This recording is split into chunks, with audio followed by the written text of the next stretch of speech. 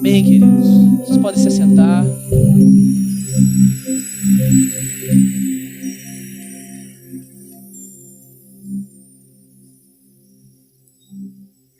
Bom estar com você mais uma vez, falando com aqueles que já chegaram depois do início. É bom estar com vocês aqui nessa noite, para a gente poder cultuar o Senhor e ouvir a voz de Deus nesse lugar. E a gente poder sentir que a gente é amado, aceito, aprovado no Evangelho. É uma bênção estar com você aqui nessa noite, na presença de Deus, na presença dos anjos, na presença de todos os principados e potestades, e podendo declarar que Jesus é o céu para nós. Foi ontem que eu acho que a gente... Ontem? Foi ontem que a gente foi lá no Azusa? Então, ontem a gente foi eu estou com minha memória assim, é maravilhosa. Foi ontem. E ontem nós fomos lá no musical da Rua Azusa. E tem uma parte lá, né, que ficou famosa e que é linda, que aquele que faz o papel do William Seymour, já mais com idade, ele fala, olha, nós éramos maltratados, nós éramos perseguidos, nós éramos humilhados. Mas quando a gente se reunia para cantar, quando a gente se reunia para louvar ali, era como se a gente pudesse sentir um pouquinho da eternidade. E ali a nossa boca se enchia de riso. Ali a gente cantava os louvores e ninguém podia nos parar. Essa parte foi uma das coisas mais bonitas para mim de tudo. E essa é uma história real da Rua Azusa. Um dia, talvez não a gente, mas talvez os nossos filhos. Um dia a perseguição vai vir, queridos. Eu espero que seja na nossa geração. Que isso, João? Eu espero mesmo que seja na nossa geração. A perseguição sempre purificou a igreja, sempre. Mas se não for na nossa, vai ser dos nossos filhos. Se não for dos nossos filhos, vai ser dos nossos netos. E eu sei que um dia eles vão poder cantar isso. Jesus, nós estamos sendo perseguidos, nós estamos sendo maltratados, nós estamos sendo humilhados. Mas todas as vezes que a gente se reúne aqui em algum lugar, que vai ser escondido, todas as vezes que a gente se reúne aqui é como se a gente pudesse provar um pouquinho de eternidade. E a nossa boca vai se encher de riso. E os nossos lábios vão se encher de cânticos. E ninguém vai nos parar. Queridos, nada pode parar a igreja de Cristo. Nada. Nada. As portas do inferno não vão prevalecer contra a igreja de Jesus. Isso é uma promessa de Jesus, o noivo da igreja, o amado da igreja. A igreja é dele, o noivo é dele. Ninguém pode parar a igreja de Cristo Jesus. Então hoje nós estamos reunidos aqui mais um domingo e a gente poder cantar isso é uma coisa mais bonita para mim. Cristo, tu és o céu para mim. Que essa seja a canção dos nossos lábios fora daqui também. Seja algo além da realidade. Eu ia falar algo além da realidade das quatro paredes. A gente não tem paredes ainda. Além da realidade disso aqui que a gente improvisou. Seja o nosso cântico. Seja a nossa verdade. Amém, queridos? Nós estamos na nossa série Manso e Humilde. E ouvindo sobre o coração de Jesus. Conhecendo mais sobre Jesus. E hoje a gente não vai ter, né, a salinha das crianças. Porque é ceia, e na ceia a gente opta por estar com as crianças no templo, tá? Para as crianças poderem também cultuar com a gente. A gente faz isso, são 4 domingos no mês, mais ou menos. Então, em 3 domingos, a gente chama as crianças para estarem lá com as tias, né, da classe, para elas ouvirem o evangelho, na linguagem delas. E a gente tira um domingo, que é o domingo da ceia, para que as crianças possam estar conosco aqui também. Afinal, isso precisa ser aprendido. As crianças precisam cultuar com os adultos. Senão a gente fica gerando classes sociais e de idade sempre separadas. Então é importante a gente ter essa unidade aqui. Mas a gente vai continuar ouvindo sobre o Evangelho aqui mais uma vez, mais uma noite, sobre Jesus ser manso e humilde. E o que nós estamos tentando projetar para vocês, aqui à medida que nós estamos pregando, e o Mateus deixou isso claro domingo passado, mas a cada domingo que nós estamos falando sobre Jesus ser manso e humilde, o que nós estamos tentando colocar na mente de vocês é que nós devemos parar de projetar os nossos pensamentos naturais sobre quem Deus é. E, de alguma forma, deixar esses nossos conceitos sobre Deus que a gente criou na nossa vida, que a gente ouviu na nossa vida. E que a gente ouviu na nossa vida, pode deixar. Que a gente ouviu na nossa vida e então ouviu o que Deus está dizendo sobre Ele mesmo. Nós precisamos parar de projetar aquilo que nós achamos sobre Deus. E então começar a ouvir Deus mesmo falar pra gente o que Ele é. Mateus falou uma frase domingo passado, quem não estava aqui, ele falou, sabe onde Satanás mais vence a gente? Quem estava aqui domingo passado lembra do que ele falou? Satanás não vence mais a gente no pecado, assim. Tudo bem, ele vence a gente no pecado. Satanás não vence mais a gente em alguma coisa parecida. Tudo bem, ele vence nessas coisas também. Mas onde Satanás mais pega a gente é tentando diminuir a nossa visão sobre Deus. É tentando diminuir o que nós entendemos e sabemos sobre Deus. Então, a proposta de Manso e Humilde dessa série, que já está quase chegando ao fim, é a gente entender o que Deus mesmo diz sobre Ele. E então ser apaixonado por Ele. Ficar apaixonado por Jesus. Domingo após domingo, nós estamos vendo a face de Jesus aqui. E hoje a gente vai continuar a fazer isso. E o nosso tema hoje é: os seus caminhos não são os nossos caminhos. Os seus pensamentos são mais altos do que os nossos. É sobre isso que a gente vai falar hoje. E essa frase eu ouvi algumas vezes, no contexto cristão principalmente, quando a vida fica difícil, quando acontece uma coisa que a gente não gosta muito, a gente ouve isso, né? Como se fosse um consolo. Os caminhos de Deus não são os nossos. Os pensamentos de Deus não são os nossos. A gente ouve isso quando a gente está, sei lá, sofrendo com alguma coisa, ou a gente perde um ente querido. As pessoas tentam falar isso pra gente, para comunicar os mistérios da soberania de Deus, da providência de Deus ao nosso coração. E sim, Deus é soberano e a providência dele é misteriosa. Isso é uma verdade, isso é uma preciosa verdade. A gente tem que deixar o nosso coração ser apaixonado por isso também. Mas hoje a gente vai se situar no texto que diz sobre isso. No texto específico sobre isso.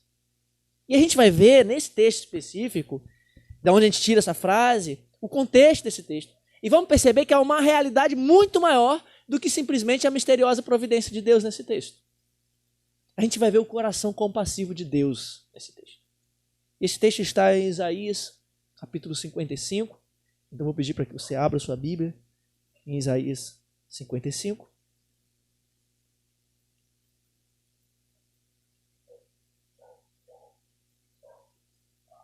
Eu amo o livro de Isaías. Isaías tem mistérios profundos e mistérios grandiosos sobre a verdade de Jesus, sobre quem Ele é, sobre Deus. Mas Isaías não é papo para hoje, né? Isaías a gente faz um dia uma série para Isaías também. Isaías, capítulo 55, a gente vai ler o capítulo todo. E o que eu vou pedir para você, depois de ler o capítulo todo, é deixar sua Bíblia aberta, porque a gente vai visitar o texto. A gente vai olhar o texto e hoje a gente, infelizmente, não tem o data show aqui para a gente poder seguir. Então, vou pedir a sua paciência nisso. Isaías capítulo 55 diz assim: Ah, todos vocês que têm sede, venham às águas. E vocês que não têm dinheiro, venham, comprem e comam. Sim, venham e comprem, sem dinheiro e sem preço, vinho e leite. Por que vocês gastam dinheiro naquilo que não é pão? E o seu suor naquilo que não te satisfaz? Ouçam com atenção o que eu digo. Comam o que é bom e vocês irão saborear comidas deliciosas. Deem ouvidos e venham a mim. Escutem e vocês viverão. Porque eu farei uma aliança eterna com vocês, que consiste nas fiéis misericórdias prometidas a Davi. Eis que eu fiz dele uma testemunha aos povos, um príncipe e governador dos povos. Eis que você chamará uma nação que você não conhece, e uma nação que nunca o conheceu virá correndo para junto de você, por causa do Senhor, seu Deus, e do Santo de Israel, porque este o glorificou. Busquem o Senhor enquanto ele pode ser encontrado. Invoquem-no enquanto ele está perto. Que o ímpio abandone o seu mau caminho e o homem mau os seus pensamentos. Converta-se ao Senhor, que se compadecerá dele, e volte-se para o nosso Deus, porque ele perdoará abundantemente. Porque os meus pensamentos não são os pensamentos de vocês, e os caminhos de vocês não são os meus caminhos, diz o Senhor. Porque assim como os céus são mais altos do que a terra, assim os meus caminhos são mais altos do que os seus caminhos, e os meus pensamentos são mais altos do que os pensamentos de vocês. Porque assim como a chuva e a neva descem do céu e para lá não voltam, sem que primeiro reguem a terra e a fecundem, e a façam brotar, para dar semente ao semeador e pão ao que come, assim será a palavra que sair da minha boca. Não voltará para mim vazia, mas fará o que me apraz, e prosperará naquilo para que a designei. Vocês sairão com alegria, e em paz serão guiados. Os montes e as colinas romperão em cânticos diante de vocês, e todas as árvores do campo baterão palmas para vocês. Em lugar do espinheiro crescerá o cipestre, e em lugar da sarça crescerá a murta. E isso será glória para o Senhor e sinal eterno, que nunca se apagará. Deixa a sua Bíblia aberta. A gente vai voltar em alguns versículos. Mas todo o texto do capítulo 55 é como se fosse um grande convite de Deus. Lembra? 2 capítulos antes nós temos o capítulo muito conhecido de Isaías, que é o capítulo 53, que diz sobre o servo sofredor. Não havia nele beleza, formosura que agradasse a gente. Ele era rejeitado, mais humilhado entre os homens. O castigo que nos traz a paz estava sobre ele, e pelas suas pisaduras nós fomos sarados. O capítulo 53 diz sobre o sofrimento do Messias, o sofrimento do servo do Senhor. E por causa desse sofrimento, Deus então dá um prêmio, se a gente for colocar nesses termos. Um prêmio para o Messias, para o servo, para Jesus.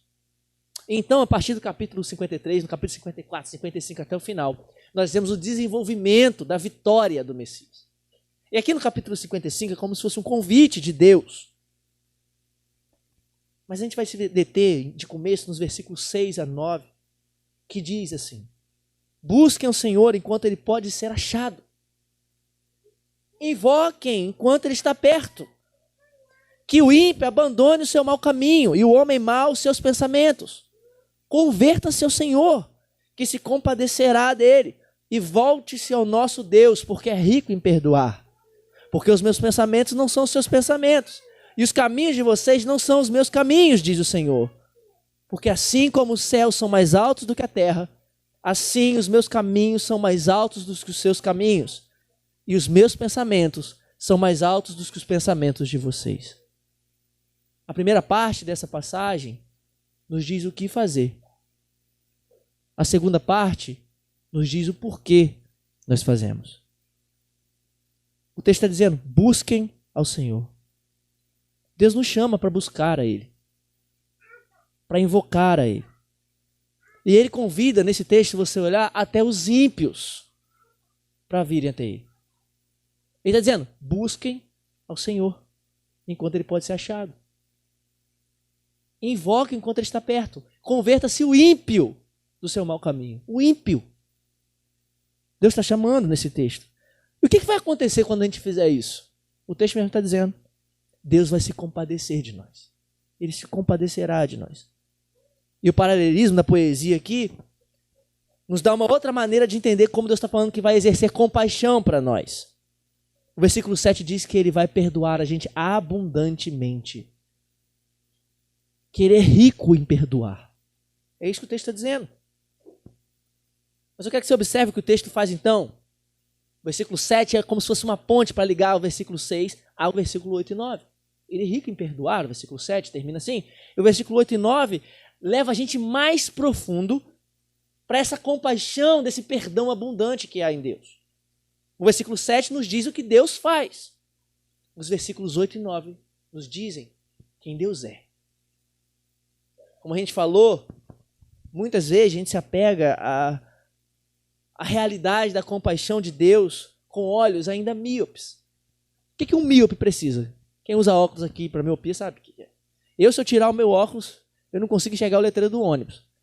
Eu lembro de uma vez que o meu óculos quebrou e eu tinha que pegar o ônibus para não sei quanto grau. Eu tinha que esperar o ônibus quase chegando assim em cima de mim. Eu estava lá no Novo Rio.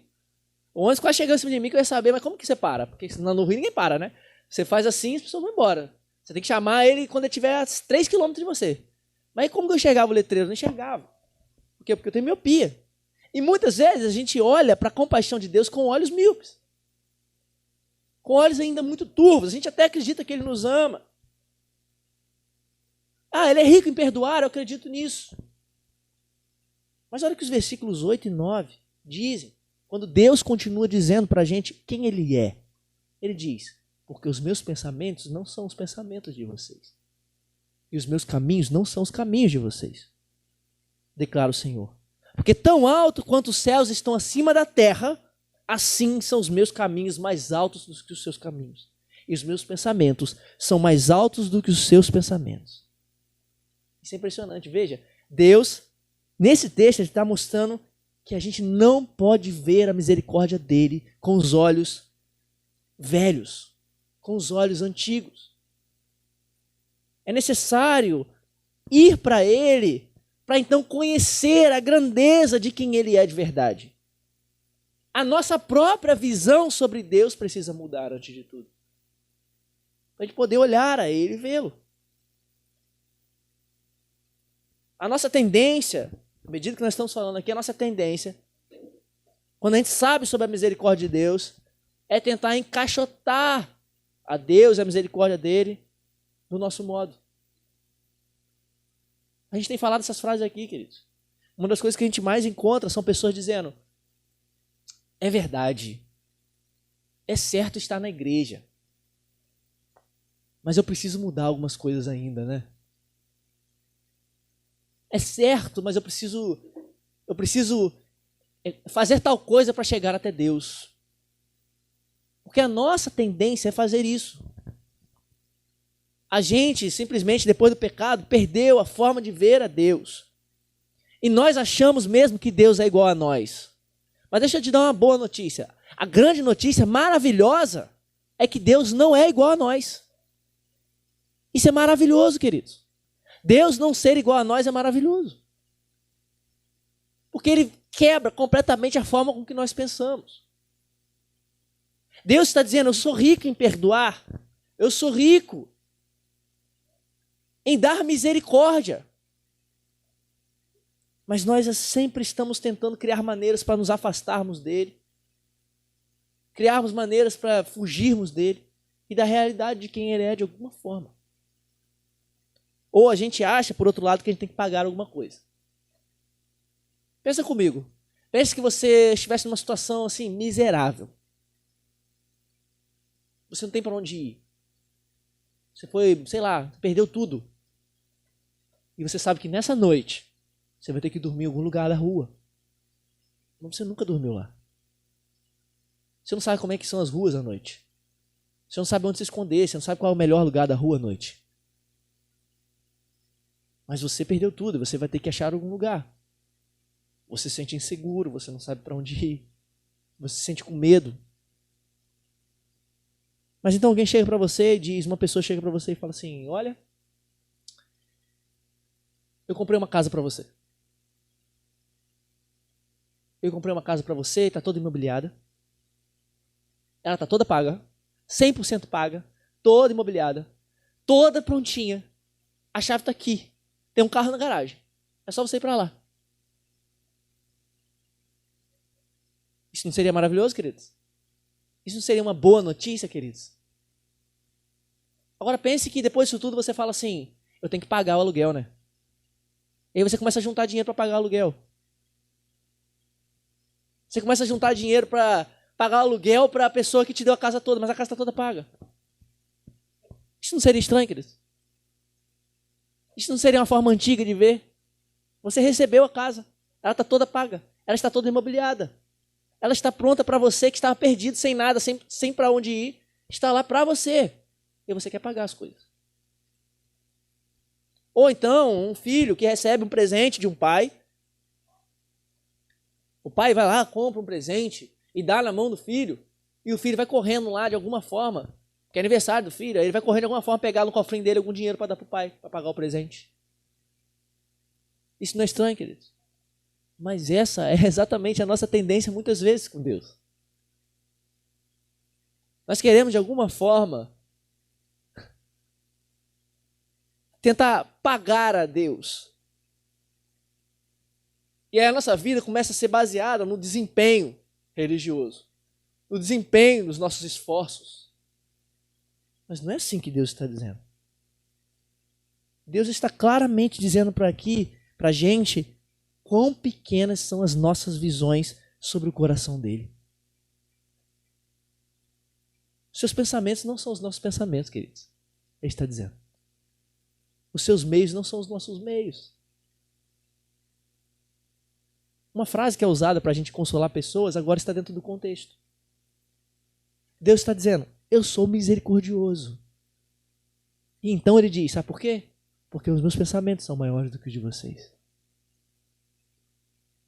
Vocês não têm misericórdia. Vocês retribuem tudo com justiça. Justiça no sentido de dar logo, né? Retribuir a pessoa com vingança. Eu não. Eu sou rico em perdoar. Eu sou rico em amar. Eu sou rico em dar misericórdia. Meus pensamentos não são como o de vocês. Estão conseguindo entender agora o contexto da frase? Meus pensamentos não são como os de vocês. Os meus caminhos não são os de vocês. Eu sou diferente de vocês. Eu perdoo. Eu tenho misericórdia. Eu tenho graça para dar. É isso que Deus está dizendo. E olha que interessante no versículo 9. A gente não está só um pouquinho afastado de Deus. O texto do versículo 9 diz que tão alto quanto os céus estão acima da terra. Isso é uma maneira hebraica de mostrar a infinitude espacial. Tão alto quanto os céus estão da terra, assim os meus caminhos são mais altos. Assim os meus pensamentos são mais altos. São mais altos. No versículo 8, Deus diz que os caminhos dele, os nossos caminhos são diferentes. E no versículo 9, ele diz mais especificamente que os pensamentos dele são mais elevados do que os nossos. E pensamentos aqui, queridos, não é um pensamento igual a gente tem, é propósito. É como se Deus estivesse dizendo, os meus propósitos, o meu planejamento é maior e mais alto do que o de vocês. A gente tem muitos propósitos, queridos. Mas os propósitos de Deus são mais altos e tem a ver com as suas misericórdias. Tem a ver com o fato de que ele é rico em perdoar. Abundantemente, é isso que o texto está dizendo. Deus está nos chamando. E o que garante que ele vai ouvir a gente, o que garante que ele vai receber a gente, é que ele é rico em perdoar e que os seus pensamentos não são como os nossos. Sabe por que a gente tem medo de ir até Jesus? Sabe por que nós temos medo de chegar até Cristo? Porque nós muitas vezes achamos que ele é igual a gente. Por sabermos que nós falhamos completamente muitas vezes, o que nós fazemos é nos esconder em algum tipo de bolha para não chegarmos até Jesus. Para não vermos Jesus. Sendo que é o contrário que deveria acontecer. Quando nós pecamos, queridos, o que deve acontecer é simplesmente que nós devemos ir até Jesus. Chegar até Jesus. É isso que deve acontecer. Não nos reprimirmos numa bolha. Mas nós fazemos isso porque nós não gostamos quando alguém falha com a gente. Sabe aquele negócio que a gente tem? Alguém faz uma coisa com a gente, aí a pessoa vem pedir perdão na hora. Sabe esse negócio? Sabe, a pessoa acabou de brigar com você, gritou com você. Aí essa pessoa acabou de gritar e fala assim, cara, me perdoa. O que a gente faz? A gente fica irritado e fala assim, me dá meu tempo.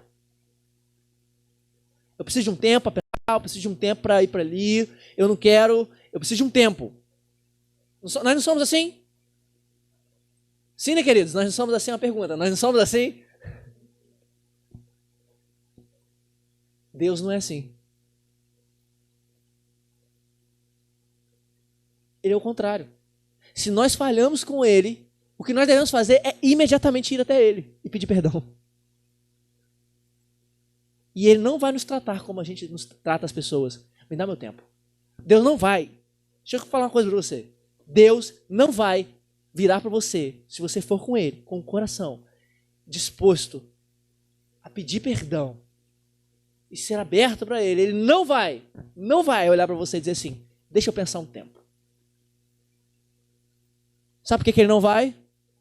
Porque os seus caminhos não são os nossos caminhos. E os seus pensamentos não são os nossos pensamentos.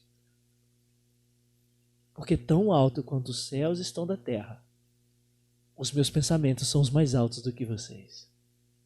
E os meus caminhos são mais altos do que os de vocês. É por isso que a gente está garantido. O texto continua, e a gente pode ter uma confirmação de que Ele vai manter a promessa dele. Diz, porque assim como a chuva e a neve descem dos céus para lá e para lá não voltam, sem que primeiro regue a terra, a fecundem, façam brotar para dar semente ao semeador e pão que come, assim vai ser a palavra que sai da minha boca. Não voltará para mim vazia. Vai me fazer o que me apraz e prosperará naquilo para que a designei. Deus está confirmando. Sabe como vocês podem estar garantidos que isso é verdade? Eu não falharei com a minha palavra. Eu não falho. Nós falhamos. Nós falhamos com a nossa palavra. Que coisa simples. Vai lá em casa amanhã. Tá, pode deixar aqui, ó, 7 horas. Aí chega 7 horas, caramba, no outro dia me esqueci. Nós falhamos. Mas Deus não falha não, queridos. Sabe por que Deus não falha? Porque os pensamentos de Deus são mais altos do que os nossos. E o texto continua nos últimos versículos 12 e 13 e mostra pra gente o futuro restaurador que Deus vai nos dar. E diz assim os versículos, eu quero que você leia junto comigo. Pois vocês sairão com alegria e serão conduzidos em paz. Os montes e os outeiros diante de ti romperão em cânticos, e todas as árvores do campo baterão palmas. Em lugar do espinho crescerá o cipestre. Em lugar da sarça crescerá a murta, e fará um nome para o Senhor, um sinal perpétuo que não se apagará. Que coisa linda. Deus está prometendo um futuro, porque Ele é rico em perdoar. Ele está dizendo que todos vamos sair com alegria. E que a natureza irá cantar e bater palmas para nós. No dia em que Ele voltar e retornar. O universo vai ser lavado e vai ser restaurado ao brilho e à dignidade que Ele tinha. Ou quer dizer, melhor do que o jardim. Muito maior do que o jardim do Éden. Há uma promessa do futuro. Então os filhos e as filhas de Deus vão entrar para um lugar seguro. Para um lugar seguro em Deus. Que é esse céu. Que é estar com Cristo. Esse é o futuro que Deus está garantindo para nós. Um futuro de paz. Assim que Ele retornar em Cristo Jesus. Mas como que a gente pode ter tanta certeza disso? Como que a gente pode ter tanta certeza de que Deus está falando a verdade? Porque a gente é incrédulo. Deus está dizendo, a minha palavra não falha. Eu tenho os pensamentos diferentes de vocês. Eu vou dar um futuro para vocês. Aí a gente ainda pergunta para Deus, como que a gente pode ter certeza, Deus? Como podemos ter certeza de que o Senhor é verdadeiro? Por uma razão, queridos. Porque embora os seus caminhos sejam mais altos do que os nossos caminhos, embora os seus pensamentos sejam mais altos do que os nossos, tudo isso é revelado no tanto quando nós percebemos o quão baixo Ele se sujeita para vir. Que coisa interessante isso. Os seus caminhos são mais altos, assim como o céu está da terra, os seus caminhos são mais altos. Mas o quão baixo Ele teve que vir. É por isso que nós sabemos que essa promessa está garantida. Alguns capítulos depois, em Isaías, capítulo 57, versículo 15, Isaías escreve, profetiza assim: assim diz aquele que é alto e exaltado, que habita na eternidade, cujo nome é santo. No lugar alto e santo habito, e também com o contrito e humilde de espírito, para vivificar o espírito dos humildes e para vivificar o coração do contrito. Eu quero que você pare agora um momento e pense nesse versículo. Onde está o coração de Deus? Onde está o coração de Deus? Aquele que está em alto lugar, como o texto está dizendo. Num alto lugar eu habito. Onde está o coração de Deus? Onde Deus está naturalmente atraído? Para onde Deus está naturalmente atraído? De acordo com Isaías 57, queridos. O texto está dizendo, com os humildes. O texto está dizendo que é com os humildes. Porque esse texto de 57, 55 e todo o Antigo Testamento apontam para Jesus. Somente para Jesus. Quando Jesus então vem, 700 anos depois da profecia de Isaías, e então ele revela o seu coração para nós, que nós já vimos aqui, em Mateus capítulo 11, que ele é o quê, queridos? Manso e humilde de coração. Ele simplesmente estava provando de uma vez por todas que é com a mansa humildade que Deus ama habitar. É o que ele fez, é o que ele faz, é quem ele é, porque os seus caminhos são mais altos do que os nossos. E então esse Deus de toda glória, com os caminhos mais altos do que os nossos, com os pensamentos mais altos do que os nossos, ele veio o mais baixo possível, mais baixo do que nós poderíamos ir, para então buscar a nossa salvação e comprar-nos com seu próprio sangue. Em Jesus, todo esse Deus alto dos pensamentos e dos caminhos abre um caminho para nós de acesso ao Pai. E esse caminho é Ele mesmo. E de alguma forma, então, esses caminhos que estavam altos demais para nós podemos caminhar por Ele agora. E nós podemos viver por meio dele agora. Porque é isso que o Evangelho nos revela. No começo do capítulo 55, queridos, Deus está fazendo um convite. Se você olhar de novo, está dizendo, venham. Venham, todos vocês que têm sede e que têm fome, venham às águas. Não é tão parecido com o que Jesus está dizendo no capítulo 11 de Mateus, que nós estamos nos deleitando aqui a cada domingo? Vinde a mim, todos vós que estáis cansados e sobrecarregados, e eu vos aliviarei. É o mesmo Deus, queridos. Ele veio baixo. Ele sujou seus pés. Ele sujou suas mãos com lama e com sangue de pessoas. E por fim ele sujou sua mão com o ferro de um prego. E ali ferrugem e sangue se misturaram, para que a gente pudesse ter acesso à realidade de Deus e pudéssemos ter acesso a esse perdão, cujo qual Deus é rico em ter, a essas misericórdias, cujo qual Deus é rico em ter, e que nós fugimos tantas e tantas vezes na nossa vida. Então os nossos olhos puderam ver o Deus dos caminhos muito altos, o Deus dos pensamentos muito altos. E esses pensamentos e esses caminhos puderam nos abraçar de uma vez por todas. E foi difícil para a gente entender isso. E é difícil para a gente entender isso. Mas que bom, queridos. Que glória do Evangelho. Os caminhos de Deus não são os nossos. Os pensamentos de Deus não são os nossos. A maravilha do Evangelho é saber, como eu disse no começo, que Deus não é como nós. Deus não é como a gente. Jesus vai então e morre numa cruz. Uma cruz sangrenta. E toma sobre si o pecado. O meu pecado, o seu pecado, ele toma sobre si. E suporta então a ira de Deus que era destinada para nós. A ira de Deus era para mim e para você.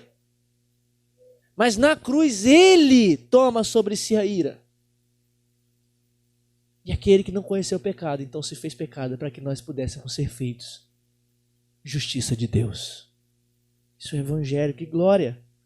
No meio das nossas frustrações, queridos, no meio dos nossos conceitos sobre Deus, no meio da gente tentar encaixotá-lo, no evangelho nós podemos ver quem ele é, em Jesus. Como disse, a gente tem dificuldade de entender Deus por causa do pecado. A gente quer decidir o que é certo, o que é errado, a gente quer fazer isso. A gente quer decidir o que nós devemos fazer para a gente mesmo, o que é bom para a gente. Nada mudou desde o Jardim do Éden. A gente acha que a gente tem que escolher o que a gente quer fazer mesmo. A gente acha que a gente vai saber o que é bom. A gente acha que a gente tem essa autonomia.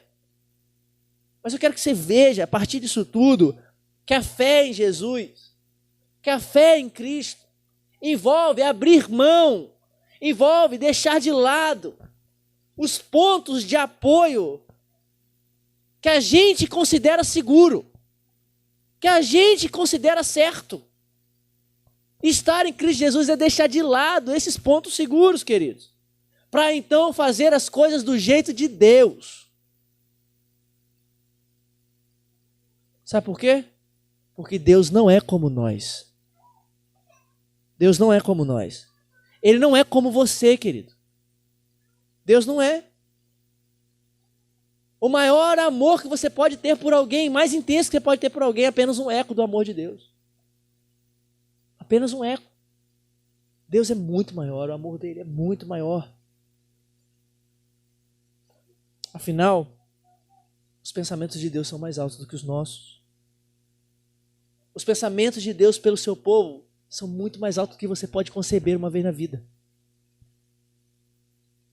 E então nós iremos adentrar nesse futuro prometido que ele está prometendo para a gente. Que o Evangelho promete. Porque o Evangelho, queridos, não é só uma boa notícia.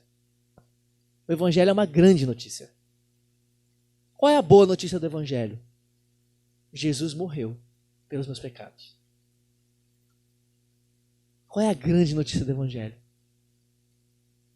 Que essa morte pelos meus pecados promete para mim uma restauração aqui no presente e totalmente no futuro, quando ele voltar e habitar conosco. E então, os montes se alegrarão e as ervas do campo baterão palmas para nós.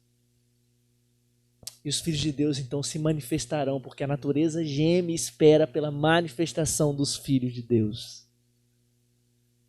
Em Cristo Jesus, queridos, nós temos a promessa da restauração. Os seus pensamentos são realmente maiores. E ele pretende restaurar você ao resplendor por qual você foi criado. Eu não sei se você sabe disso. Mas você foi criado para adorar a Deus. Toda a humanidade foi criada para adorar a Deus e deixou isso em algum momento. Em Cristo Jesus, você tem a promessa que você vai ser restaurado para esse propósito. E vou te falar uma coisa. Isso não vai depender do quanto você consegue se manter limpo por você mesmo. Isso tem a ver com quanto você consegue levar a sua bagunça para Ele. Isso tem a ver com quanto você consegue levar a sujeira da sua vida para Ele. Não tem a ver com você se manter limpo, certinho, purificado. Caramba, olha, hoje eu estou purinho. Hoje eu não pequei. Hoje eu pequei uma vez, hein? Ontem eu pequei 3. Hoje eu peguei uma. Não tem a ver com isso. Tem a ver com você sempre ir até Ele. Nós devemos ir a Cristo. Todos os dias. E é necessário que a gente tenha muitos sermões. Sermões atrás de sermões. Para a gente poder ir a Cristo de novo. E de novo. E de novo. E de novo. Porque Deus nunca se cansa de que a gente vá até Ele. Nunca se cansa. Ele não vai se limitar a trabalhar com as partes intocadas que você guarda lá no fundo do seu peito. Ele não vai se limitar. Eu não vou lá não. Ela está muito escondido. Ele não vai fazer isso. Ele não vai ficar com medo das coisas que estão dentro do seu coração. Ele não está com medo do seu passado também. Ele é capaz de redimir o seu passado nas coisas mais gloriosas do futuro, a Afinal, o futuro está dizendo que a natureza irá cantar o cântico novo. O seu passado é o que para ele? Nada.